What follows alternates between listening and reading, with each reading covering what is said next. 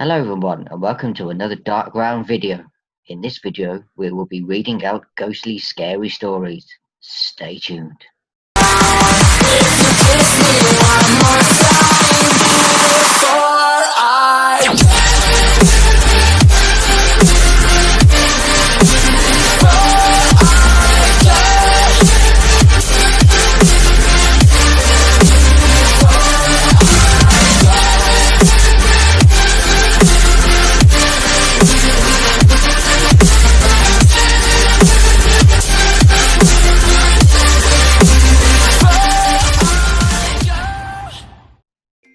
Hello everyone and welcome back to your fourth installment of the Dark Ground series. In this video, as told by the intro, we'll be reading out some ghostly, spooky stories. So, without further ado, the first story is called Doppelganger, and it was sent in by Reddit user QuietVoice4846. Late at night, I usually go to the bathroom multiple times, but for the past 4 days, every time I go to leave, I can see myself still standing in the mirror from the corner of my eye. It is like the other me is watching me leave the bathroom. It terrifies me to the point where I almost run out without looking directly at the mirror. I never told my husband about it because I didn't want to acknowledge it out loud. Earlier today, I took a nap in our bed while he sat in the chair next to it watching TV. When I woke up, he told me that he had seen me sit up and crawl backwards to the edge of the bed and stand up in front of our bedroom door from the corner of his eye. He thought it was weird that I got up like that because I'm in the last month of my pregnancy and I couldn't really move so good without it hurting, so he tried talking to me. When I didn't answer, he looked at the door to find me not there and still sleeping in bed. I got really creeped out and I finally told him about what I'd been seeing in the bathroom. He thought it was creepy as well, but didn't want to really talk about it anymore because he thinks it will give whatever it is power or energy. I have no idea what it wants or why we both saw it. Wow. And legend says, to add to that, legend says if you see your doppelganger, you're supposed to die.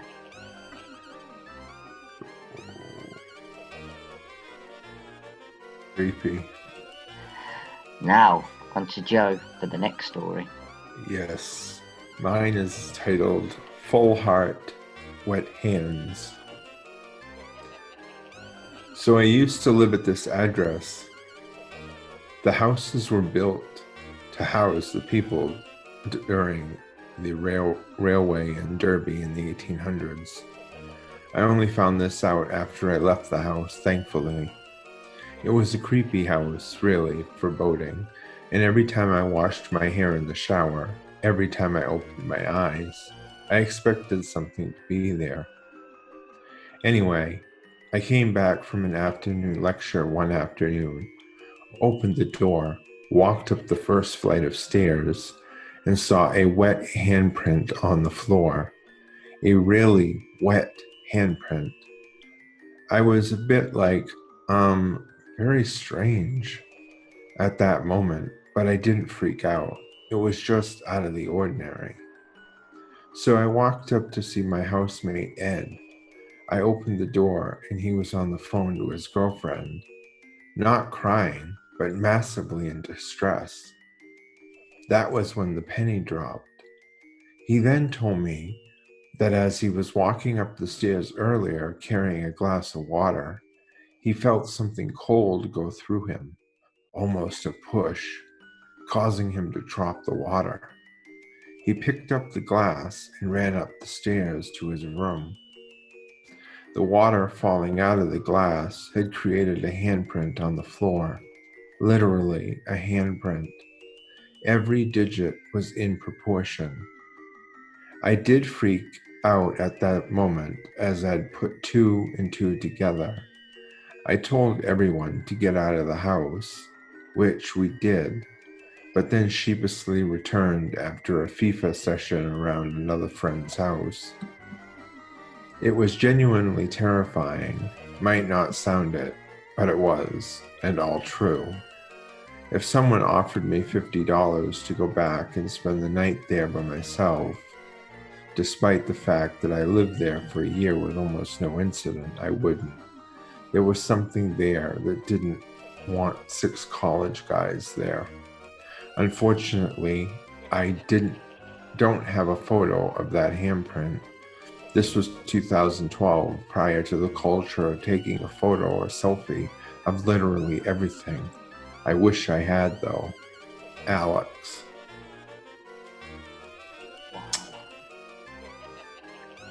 That is rather spooky. Yes. Enough to unnerve his roommate. A little Drop his creepy. water. But I have one thing I want to pick out. If someone offered him $50, only 50, in short change there, I think. Anywho, the next story is called Haunted Hotels, and it was sent in by Reddit user bright_eyes10. When I was 15, I travelled to Europe with my family. We stayed in Ettel, Germany in a small inn for a few nights. My parents had a double bed on the second floor. My sisters had the double bed next to theirs, and I was lucky enough to have a single room all to myself at the far end of the hall.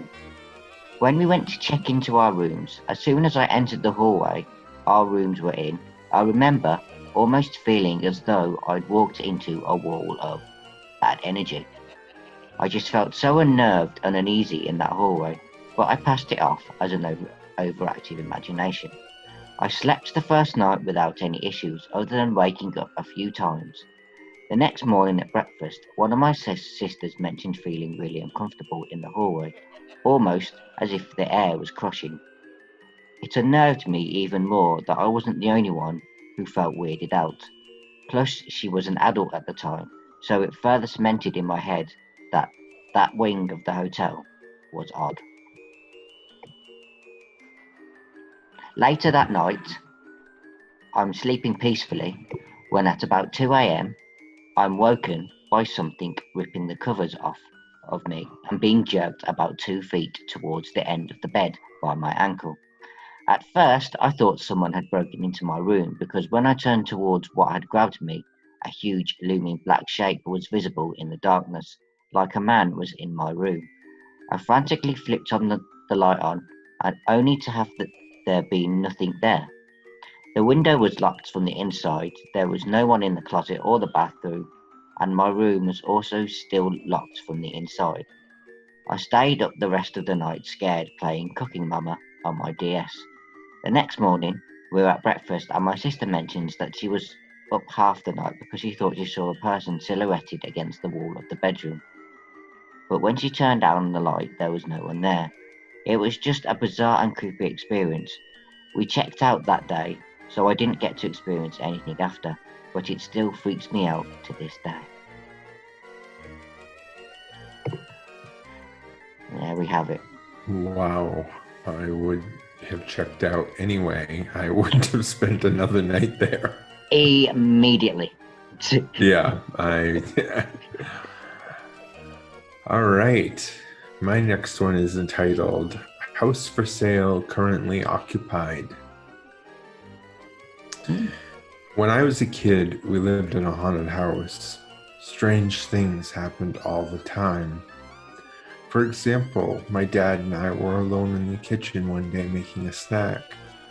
We put a plate on the kitchen counter and walked away to the fridge.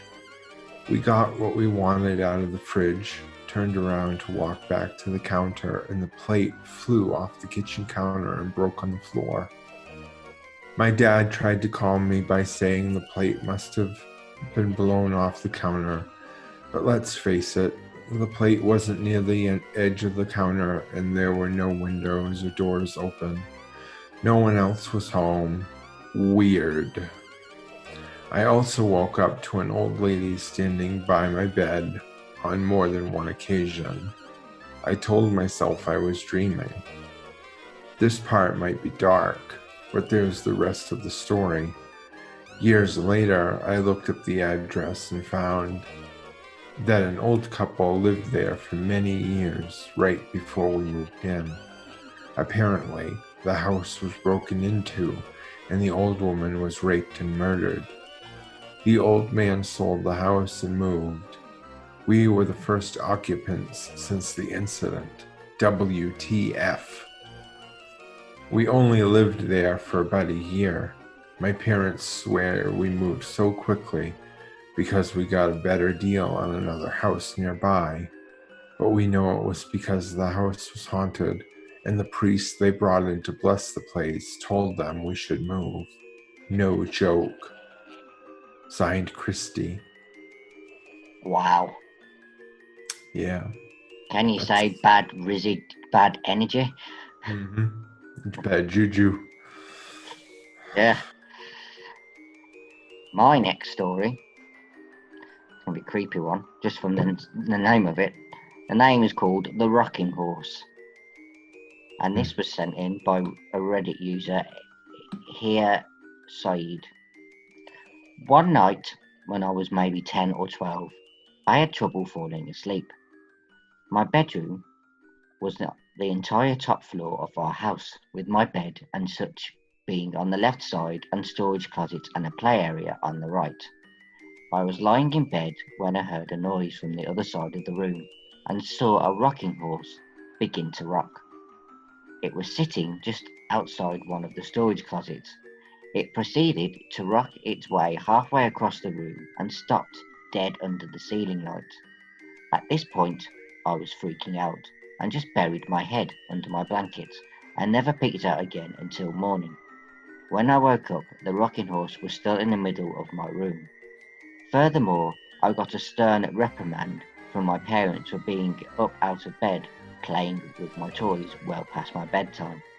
Their bedroom was directly below the storage closet / play area and had heard creaking, shuffling across the room. Wow. Wow. Wow. Creepy. Yeah, creepy.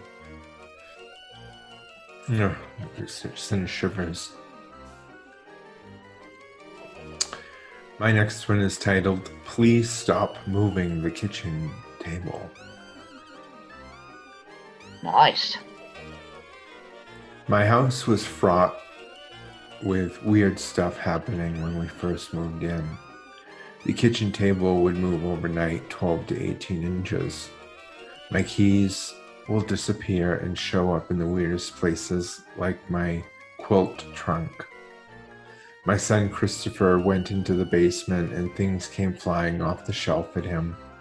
He also saw someone walking on our wraparound porch once, but no one was there. The most obvious one was a few years ago. Twice this happened. I was sweeping the kitchen floor. The door to the porch started shaking uncontrollably. It was like someone was trying to open the door without turning the knob. Lasted about 15 seconds. Keep in mind, this is a wraparound porch completely enclosed. I knew it was bad because my dogs, who will bark at butterflies flying past the window, all looked up at the door and stepped back. Both times it happened, I was doing the same thing, about at the same time at night. By the way, as a side note, I walked into the kitchen table one night while going to the bathroom. It was not the first time I walked into the kitchen table because it was moved, so I just said, "Please stop moving the kitchen table," and it never moved again. Signed, Barbara. Wow. Ooh. Enough to send shivers down one's spine. My next story is called Shh, and it was sent in by Reddit user Fuzzy Bandits. When I was a teenager, I used to babysit my cousin Alyssa. She was little, maybe almost 2, maybe a little older. Old enough to say sentences. I'm giving her a bath before bed when she looks out into the hallway and gets a terrified look on her face and starts crying. At this moment, my aunt's Pomeranian starts going nuts as well, barking and growling into the hallway. The atmosphere in the room became uncomfortable, and I started getting scared. I took her downstairs from the third floor in the townhouse to try and calm her down. When I asked her what was wrong, and she said something along the lines of, "The man with the black eyes was there." When I continued to pry, she looked up at the second floor stairs, her eyes getting big, and looked at me, bringing her finger up to her mouth and said, "Shh," while shaking her head no. Oh.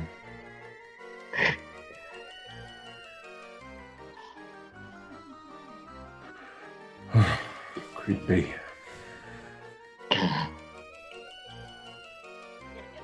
My next one is titled Theater I Hardly Know Her. In college, I was part of our drama club, and we used 100-plus-year-old opera house in downtown Biddeford, Maine, as our theater. Fun fact, I've been there. So I was there alone doing work on the set for our next show, and of course, being in a theater alone is creepy as it gets anyway.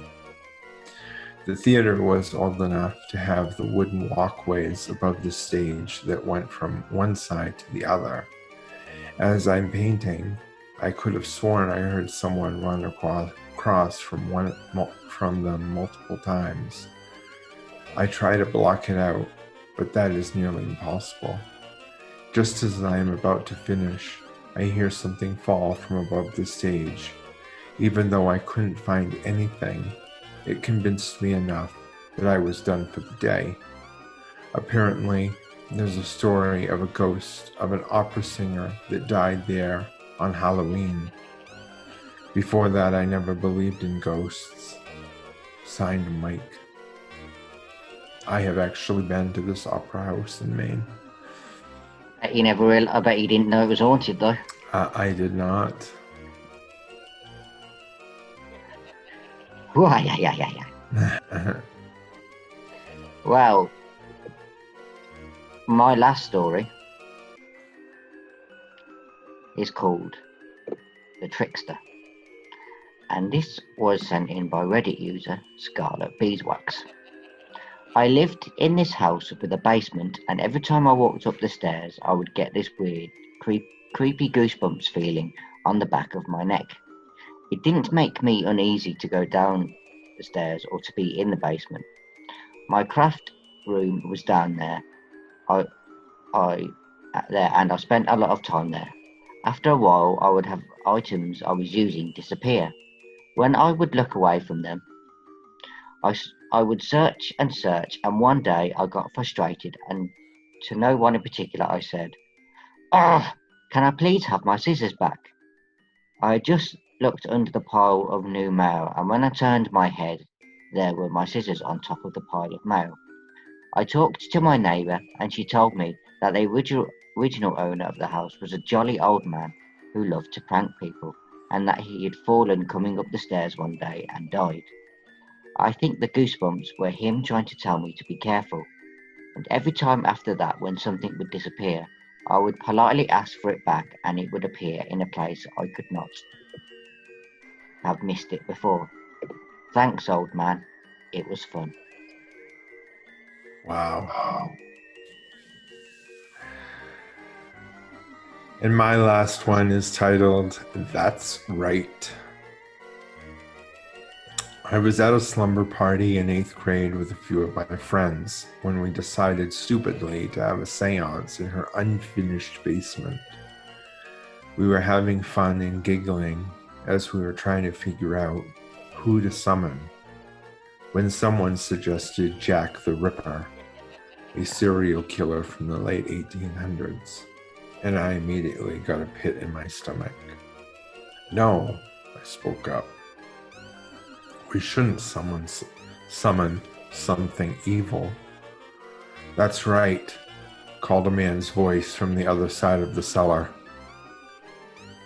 There were no boys or men there. We were all alone. Another girl and myself heard it. I'll never be the same again. Signed, Abby.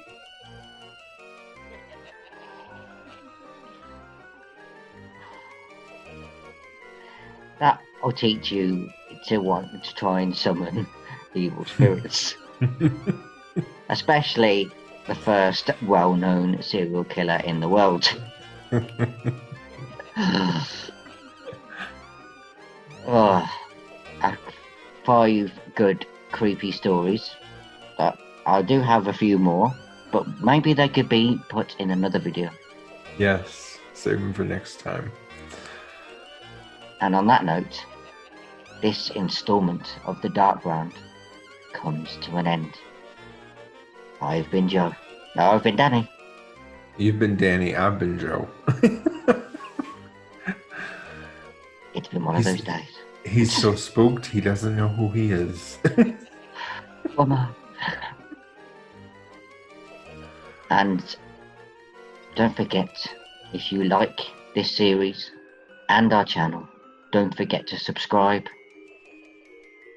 and to go and follow our Twitter account and our personal Twitter accounts that will appear in the description. And the last closing words: sleep tight, don't have nightmares, and what's under the bed is not the only thing you should be scared of. Until next time,